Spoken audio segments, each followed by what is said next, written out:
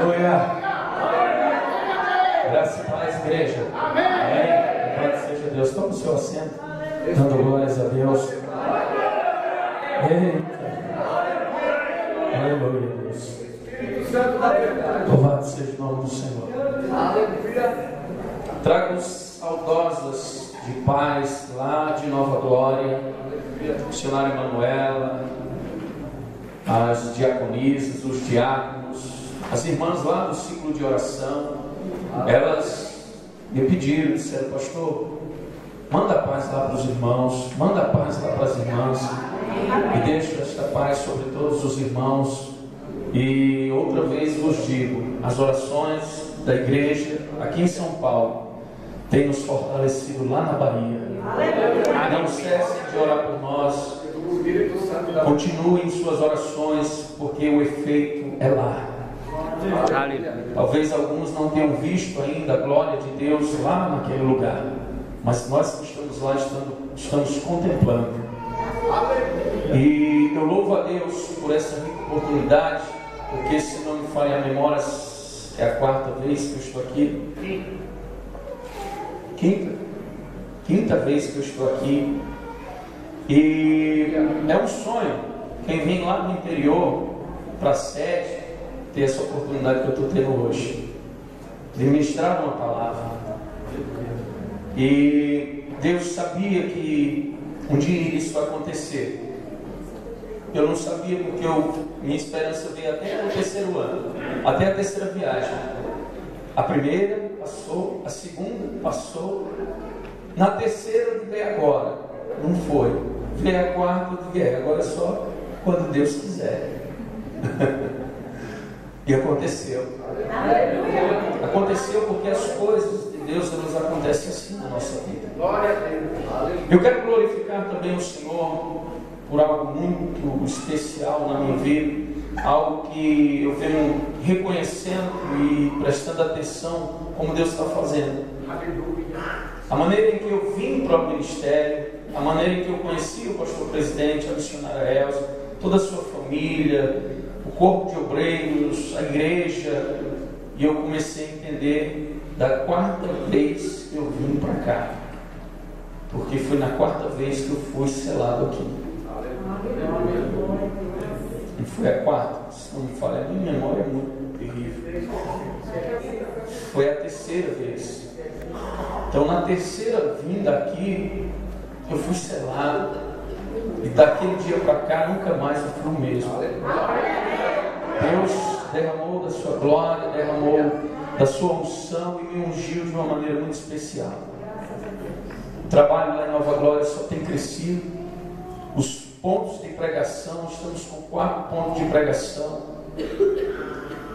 Agora, também mais uma oportunidade que o Senhor me deu, porque quando eu cheguei em Glória, eu ouvi falar de um pastor que era pastor regional, e me apresentaram o sobrinho do pastor, e eles disseram: esse pastor é o pastor regional. E eu: uau, nossa, pastor regional? Deve ser muito bom. E algo ficou no meu coração: se um dia eu também quero ser pastor regional. Eu não sabia nem o que era isso. Eu não sabia o tamanho da responsabilidade que era isso. Mas aquilo ficou no meu coração. E eu digo: quem sabe, quando eu tiver da idade daquele pastor, eu também seja. E Deus contemplou. E foi esse ano, quando o pastor esteve lá, apresentou o presbítero Jackson com minha irmã, que são os dirigentes lá em Teixeira. E tudo isso vem acontecendo, e aí lá mesmo o pastor, aos 45 do segundo tempo, quem estava lá presenciou. Eu estava lá, e eu fui lá, viajei 450 quilômetros para ver a posse da minha irmã e do meu cunhado lá em Teixeira, e também ver se era aquele dia em que eu ia ser colocado como pastor regional. E o culto se desenvolveu até o fim. Deram ao pastor o microfone para ele trazer a bênção. Ele pediu para os irmãos levantar as mãos, e que ia orar para dar bênção. Eu disse, não vai ser dessa vez. Mas Deus é fiel. Aleluia. Algo tocou profundamente no coração do nosso pastor. E ele disse, calma, antes da bênção, vem cá, pastor Michel. Eu digo, nossa, quase.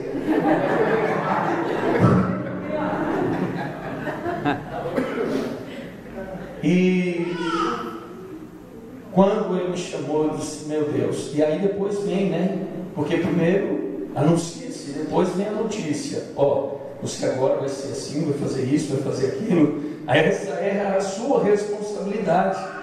E eu disse, glória a Deus, agora eu sei o que é ser um pastor regional. Não sei ainda na pele, mas na teoria eu já sei. E aí, para a glória de Deus, não vou medir esforços para honrar também mais essa função.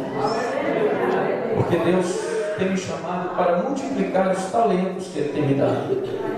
Eu me lembro do primeiro talento que Ele me deu. O primeiro talento que Ele me deu, o meu irmão, o presbítero Bruno, está aqui. Foi um pandeiro de brinquedo, que eu tocava junto com o pastor, na igreja onde eu congregava antes. E eu ali ajudava, batendo, mexendo naquele negócio lá, com as fichinhas para fazer barulho. Em seguida ele me deu violão. Eu passei 2 anos cantando o mesmo louvor. Eu pegava o violão, os irmãos começavam a cantar. Quando eu ia pegar o violão, os irmãos começavam, quero que valorize o que você tem, você é um ser. Aquilo mexia muito comigo. Meu Deus, irmãos, nem para me esperar.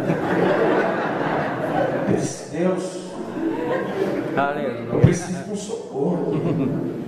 E foi um dia que eu comecei a ensaiar isso aí, o segundo louvor.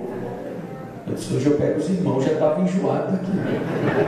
Eu peguei o violão, os irmãos começaram. Botei a correr, comecei a tocar outro louvor. Os irmãos glorificaram a Deus. Nossa, Jesus amado. Chegou. O socorro chegou. E de lá para cá ele tem desenvolvido. Foi muito marcante o dia em que eu preguei pela primeira vez na igreja que eu congregava antes. Porque quando eu terminei, o pastor pegou o microfone e disse, graças a Deus, os nossos obreiros estão aptos à palavra. Eu saí radiante, fui para casa todo cheio. Até então eu tinha passado 15 madrugadas lendo, orando e jejuando, lendo, orando e jejuando. E quando eu terminei a mensagem, o pastor me colocou lá em cima. Eu fui para casa todo cheio. Sou pregador. Todo animado. No outro dia, os irmãos que compartilhavam algumas coisas comigo na igreja me chamaram. Disseram, Michel, pastor, depois que você saiu, ele escorraçou você. Ele disse, você não sabe pregar, vai botar na geladeira e nunca mais você prega. Porque isso não foi mensagem de se trazer. Irmãos, ali eu parti ao meio. Eu não senti uma dor no Senhor, eu senti o meu corpo ser dilacerado. Eu disse, meu Deus, então eu não presto para isso. Então não vai ser isso. Meu chamado não é esse. E pela misericórdia de Deus, tudo que Ele vem colocando na minha vida, Ele mesmo vai desenvolvendo. É Ele mesmo. As pessoas, às vezes, lá na Cidade de Glória, alguns pastores chegam para mim e como é que você está fazendo? Eu digo, não sei, só sei o que eu estou fazendo. É Deus que está fazendo. Não sou um pregador. Já entendi, eu sou pastor. Eu uso o meu amor para cuidar das ovelhas e isso tem feito um efeito muito grande. Tenho contemplado a misericórdia de Deus na vida de famílias lá. E hoje, para a glória de Deus e para a vergonha do diabo, eu estou aqui pregando. Hoje sim. Hoje ele vai ser envergonhado. Porque o que Deus tem para nós essa noite é de libertação, é de cura, é de uma vida diante de Deus e para o louvor da sua glória. Oh Deus grande, poderoso. Aleluia. Vocês não sabem a alegria que eu estou aqui, irmãos. A alegria de um vencedor que comemora todas as suas vitórias, que não deixa para comemorar só quando estiver no pódio. Não, eu já comemorei vitórias na lona. É por isso que hoje o Senhor me dá essa graça, e eu recebo esta graça hoje como a bênção de Deus. É por isso que eu vou ministrar em cima desta mensagem, a qual o Senhor colocou no meu coração. Porque assim como Deus me ajudou, e assim como Deus fez na minha vida, Ele vai fazer na sua. Porque Deus não faz acepção. Ele quer abençoar ricamente. Amém? Sem se esquecer também da minha companheira, a missionária Manuela, meus 2 filhos, Nicolas e Nicole, que são o meu sustentar. Deus usa muito eles para me sustentar aqui na terra. Eu quero que isso também fique registrado nos vossos corações. Sou um homem apaixonado pela minha esposa e pelos meus filhos, dos quais, se eu ficar falando aqui, eu choro. Então vamos à palavra. Vamos à palavra. Filipenses capítulo 4, aleluia. Glória a Deus. Filipenses capítulo 4. Aqueles que forem encontrando, se coloquem de pé, a leitura é breve. Glórias a Deus. A unção que está sobre esse altar começou a mexer comigo desde a planta dos pés à proa da cabeça. Aleluia. Esse lugar é santo. Até então foi construído para isso, para ser um lugar de santidade. Verso 4. Alegrai-vos sempre no Senhor. E novamente vos afirmo, alegrai-vos. Seja a vossa amabilidade conhecida por todas as pessoas. Breve voltará o Senhor. Não andeis ansiosos por motivo algum. Pelo contrário, sejam todas as vossas solicitações declaradas na presença de Deus por meio de oração e súplica, com ações de graças. Amém? Amém. Tome o seu assento. Não precisa fechar a Bíblia. Permaneça com ela aberta. Aleluia. Paulo fala ao nosso coração dizendo: alegrai-vos no Senhor. Outra vez vos afirmo, alegrai-vos. E muitas vezes nós nos firmamos na primeira palavra de Paulo, em que ele diz alegrai-vos, e aí a gente se alegra. Mas ele diz outra vez, vos afirmo, alegrai-vos, para que essa alegria não seja só de primeiro momento, mas seja contínua. E é uma alegria que ela vem acompanhada de muitas coisas. É uma alegria que vem acompanhada de lutas, de provas, de desafios. Mas em todos esses momentos, Paulo diz: alegrai-vos. Alegrai-vos no Senhor. Outra vez vos digo, alegrai-vos. Paulo não está falando apenas da alegria de uma boa gargalhada. Deus não tem nos suprido só com esta alegria de sorrirmos, de acharmos que tudo é belo, que tudo é maravilhoso, mas Ele está nos trazendo uma alegria em meio a muita luta e muita prova, e muita adversidade e dificuldade. Porque a alegria, ela vem seguida ali quando Paulo diz no 5: seja a vossa amabilidade conhecida por todas as pessoas, breve voltará o Senhor. E o próprio Cristo disse: no mundo tereis aflições, mas tenham bom ânimo. Outra vez vos digo, tenham bom ânimo. Permaneçam com essa alegria. Sabe por que muitas vezes as provas não nos permitem nos alegrarmos? Porque estamos ansiosos e muito preocupados. Por isso não conseguimos nos alegrar. Como Paulo instrui nos alegrarmos. A minha luta, a tua luta, a nossa luta, às vezes ela vem de uma maneira tão feroz que não permite nós olharmos para as dificuldades e rir dela. Por quê? Porque escutamos fortes gargalhadas que parecem que estão vindo do inferno, que vem sobre a nossa vida num momento de luta, de dificuldade, e nós não conseguimos sentir a alegria que Paulo diz: alegrai-vos. Outra vez vos afirmo, alegrai-vos, por causa da ansiedade e da preocupação que existe dentro de nós.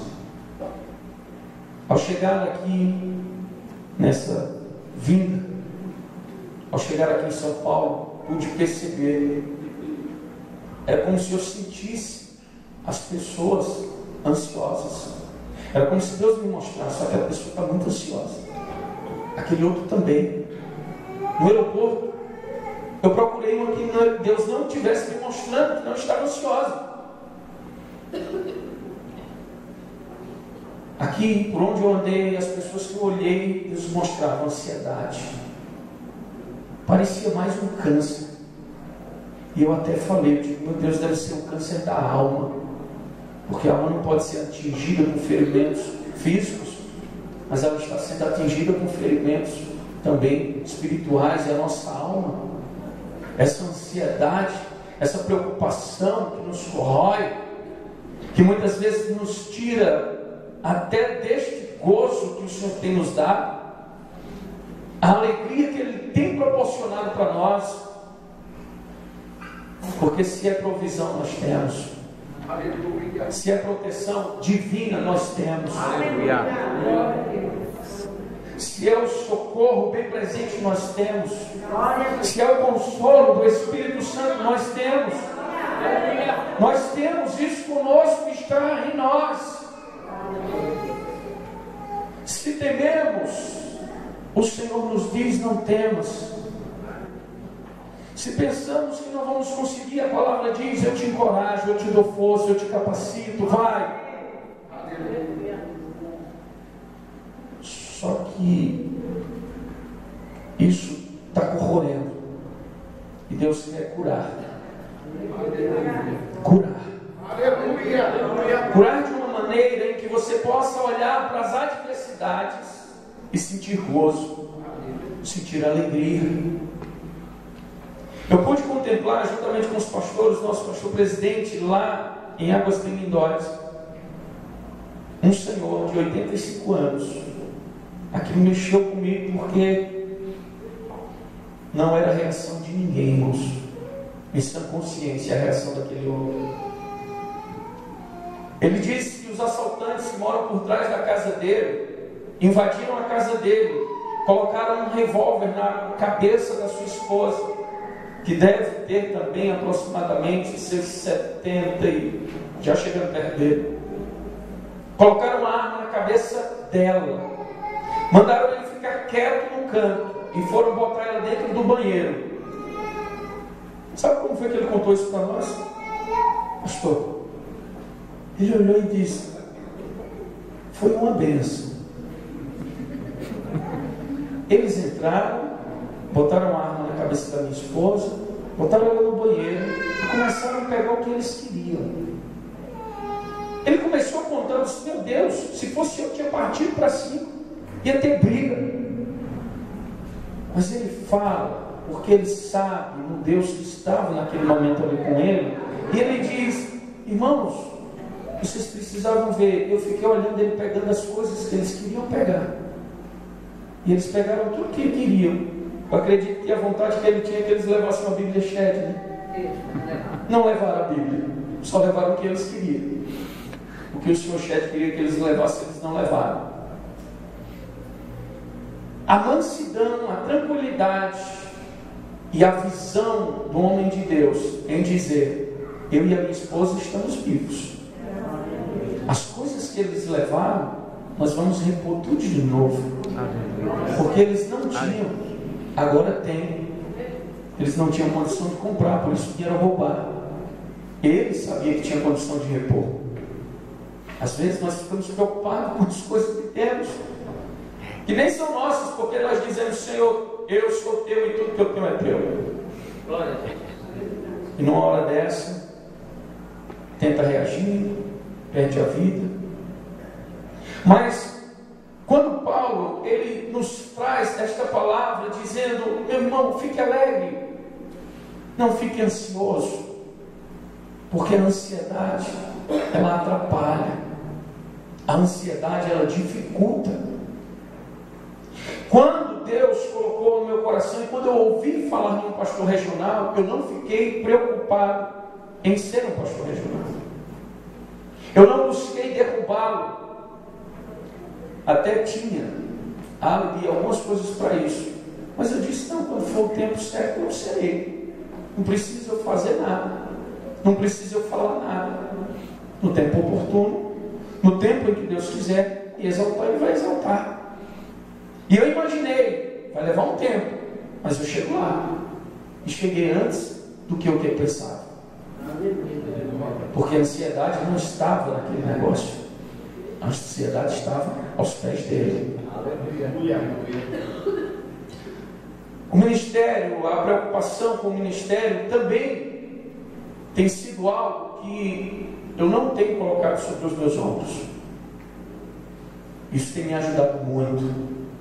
Eu sinto que Deus tem me levado, tem me conduzido, porque eu não ando tão preocupado. Uma certa feita, o irmão chegou para mim e disse: pastor, como é que o senhor aguenta? Problema de fulano, de beltrano, de cicrano. Eu disse: é simples e complexo. Eu não pego o problema dos irmãos da igreja e coloco nos meus ombros. Quando eles passam para mim, eu repasso para quem pode. Eu trago para o altar de Deus. Eu coloco nos pés do Senhor. Dou aos pés da cruz e deixo lá. E aí o pastor não se preocupa, deixa lá e pronto. Não, eu continuo orando, mas eu sei onde está. Não está aqui, ó. Está lá. Eu sei que não está aqui, está lá, nos pés dele, porque a provisão, o cuidado é dele. Com isso eu tenho sofrido bem menos. Com isso eu tenho dito a alguns irmãos: eu digo, irmão, problema da igreja não é nos nossos ombros, senão a gente não aguenta. O índice de morte de pastor por infarto é muito grande, 94% ou é 95% de infarto. E eu fiquei preocupado com isso, mas foi uma preocupação saudável, porque ia resolver um problema que eu tinha.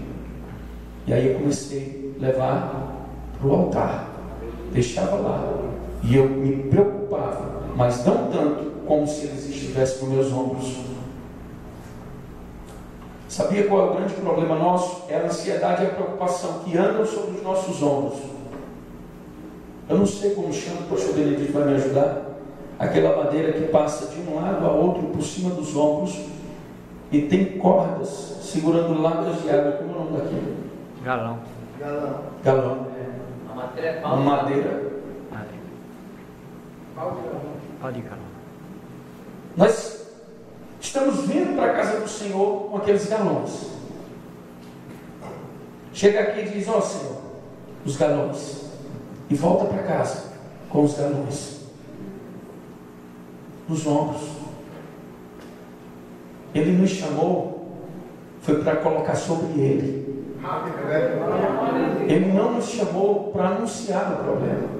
Ele nos chamou para nós entregarmos o problema, o peso. Mateus 11, 28: vinde a mim todos vós que estáis sobrecarregados, e eu vos aliviarei.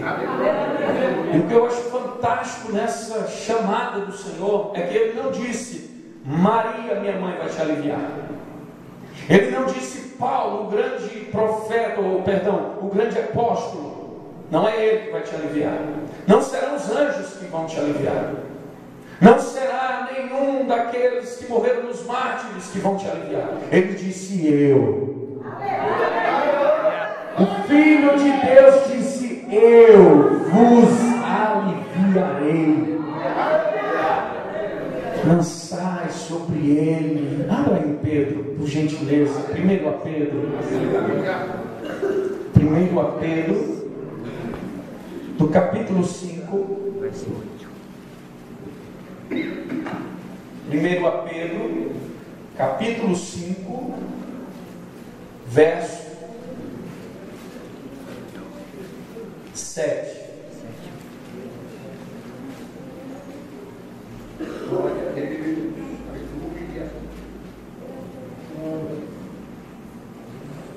Quem encontrou diz amém? Amém. Quem está vivo diga glória a Deus. Glória a Deus. Aleluia. Verso 7 diz: lançando sobre ele toda a vossa ansiedade, porque ele tem cuidado de vós. Meu Deus, glórias ao teu nome, Jesus, porque temos esta palavra que nos indica o caminho para descarregarmos, para tirar dos nossos ombros, para tirar de dentro do nosso ser isso que tem corroído, isso que tem deixado muita gente depressiva, isso que tem deixado muita gente doente, a ansiedade de alcançar aquilo que nem chegou no dia ainda para ser alcançado. Você pode dizer: pastor, eu tenho promessa de Deus para isso, para aquilo. Amém, eu também tenho, mas nem por isso eu deixo de viver o que está acontecendo hoje. Tem gente que recebe uma palavra e vive em cima dela até que ela venha acontecer. Vai passar um bom tempo sem viver nada, porque está focado só naquele momento. E será um momento na sua vida, não será a sua vida. Eu tenho contemplado pessoas, até comentei isso com a missionária Elza, que o povo aqui em São Paulo, me desculpe, foi o que eu percebi, não trabalham para viver, vivem para trabalhar. E isso é um grande desperdício de vida, porque Deus não nos criou para o trabalho, Ele nos criou para Ele, para vivermos em função dEle, para glorificar o nome dEle aqui na terra, para anunciar o nome dEle, para fazer com que o reino dEle seja anunciado. E sabe o que é que nós temos visto? As pessoas dizendo: não tenho tempo, não posso, hoje não, procura outro. Uma preocupação toma conta do coração, dizendo: não, é porque eu preciso também ter, eu preciso também ser, eu preciso também fazer. Às vezes tem gente que fica chateada comigo, mas me pergunte o que eu fiz para ter hoje 2 carros na garagem.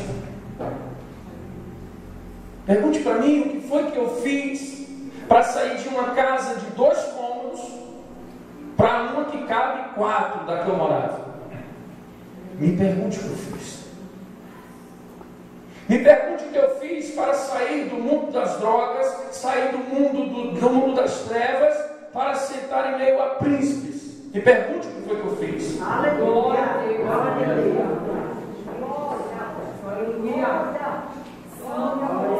Me pergunte.